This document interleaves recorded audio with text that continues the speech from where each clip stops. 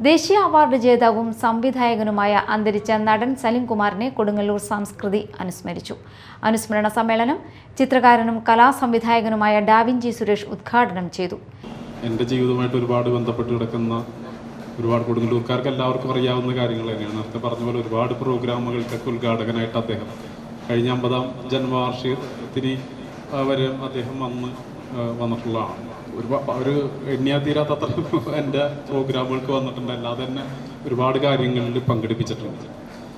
അദ്ദേഹം ശരിക്കും പറഞ്ഞു കഴിഞ്ഞാൽ അദ്ദേഹം ആഗ്രഹിച്ച പോലെ നന്നാവാത്ത ഒരാളാണ് ഞാൻ.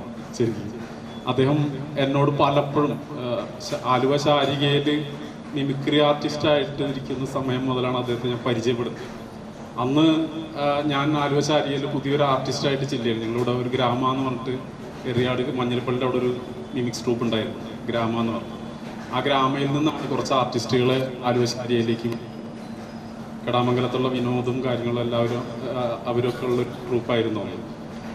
അപ്പം അദ്ദേഹത്തിൻ്റെ ആയ ട്രൂപ്പിൽ വിജിക്കുട്ടനും ആയ ഒരു ആലുവ ശാരിക ട്രൂപ്പിൽ വന്നിരുന്നു. സലിം കുമാർ കണ്ണൂർ ഒരു പ്രോഗ്രാമിന് വേണ്ടിയിട്ട് ഞങ്ങളുടെ കൂടെ അങ്ങനെ ആദ്യമായിട്ട് കാണുന്നത് സലിം കുമാറിന് അങ്ങനെയാണ്. സംസ്കൃതി ചെയർമാൻ E.K. സോമൻ അധ്യക്ഷത വഹിച്ചു. കഥാകൃത്ത് P.S. റഫീഖ്, തിരക്കഥാകൃത്ത് P.S. Rafeeq, novelist T.K. Gangadharan, സംവിധായകൻ Siddique Paravur, E.S. Sabu, Prathapan Nellikkathara, V.M. Shine, K.M. Jose, A.S. Gopalakrishnan, Bijoy, Aravindan, Muhammad Usman, Salim C.Y, Anand P. Menon, M.K. Abdul Salam, A.K. Abdul Salam, V.K. Seythu, Sushil Kumar തുടങ്ങിയവർ സംസാരിച്ചു.